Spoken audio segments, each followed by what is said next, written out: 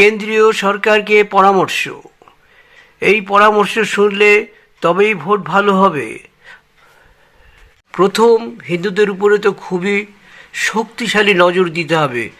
ভোটের সময় হিন্দুদের উপর অত্যাচার হতে পারে, এটা বামফ্রন্ট করেছে, এরাও করছে, আমরা জনগণ কিন্তু এইরকমই পশ্চিমবঙ্গে। তাই ভোট দেবে যখন, তখন কিন্তু তার দিকে নজর রাখতে হবে। সেন্ট্রাল পুলিশ দিয়ে প্রতি বাড়ি থেকে লোক ডেকে এনে ভোট দিতে হবে, এবং ভোটের ভিতরে যেখানে ভোট হয় সেখানে একজন সেন্ট্রাল ফোর্স থাকবে, তার নিজের পাওয়ারে থাকবে।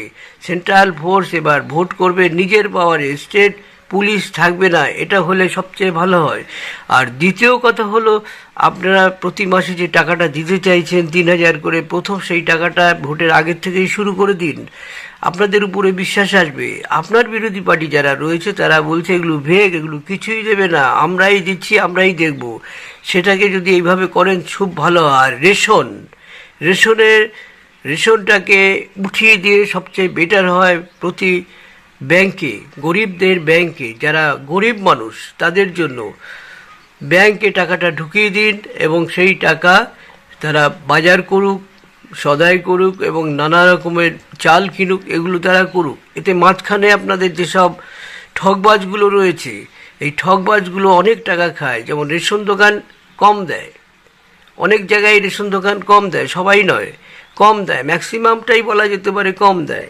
সেই সঙ্গে দেখা যায় যে মন্ত্রীমহল নানা রকম জায়গা থেকে ছাটকাট হয়ে গরিবরা কিন্তু খুবই কম পায়। আর সেই মাঝখানের এইসব দালালকে সরিয়ে যদি আপনারা গরিবদের দেন, তাহলে আরও বেশি টাকা দেওয়া যেতে পারে। সুতরাং বন্ধুরা, সোজাসুজি রেশন নয়, সোজাসুজি ব্যাংকে টাকা ঢুকে যাক। তা বন্ধুরা, ভিডিওটি আপনাদের কেমন লাগছে?